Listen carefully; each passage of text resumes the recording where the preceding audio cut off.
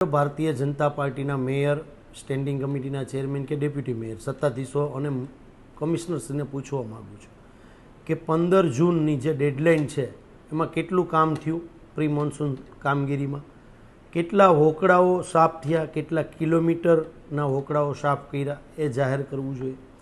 તદુપરાંત ગયા વર્ષે જે જગ્યાએ પાણી ભરાતા હતા તો ત્યાં એવી શું કામગીરી કરી કે આ વખતે પાણી નહીં ભરાય, એ પણ રાજકોટની જનતાને જાહેર કરવું જોઈએ કે મેં આ કામગીરી કરી છે એટલે અહીંયા ગયા વર્ષે આટલું પાણી ભરાણું હતું તો અહીંયા પાણી નહીં ભરાય। બીજું કે અલગ અલગ વિસ્તારોમાં જઈને જે ચેકિંગ કરવાનું હોય એ કેટલા અંશે પૂર્ણ થયું છે। 15 તારીખ આવવા જઈ રહી છે અને વરસાદની સિઝન કદાચ 15, 17, 18, 20ની વચ્ચે વરસાદ પણ સારો પડી શકે એવું હવામાન વિભાગ જણાવે છે। તો એ પહેલાં સંપૂર્ણ 100% કામગીરી થઈ છે? આ એક અમારો પ્રશ્ન છે રાજકોટ મહાનગરપાલિકાના સત્તાધીશોને।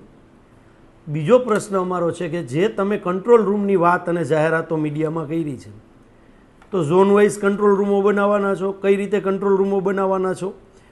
ગયા વખતે પણ કંટ્રોલ રૂમો બન્યા હતા, પણ જ્યારે કોઈ રાજકોટનો નગરજન ફસાય અને ફોન કરે ત્યારે ફોન પણ નહોતા ઉપાડતા, એવા ભૂતકાળના અનેક દાખલાઓ છે।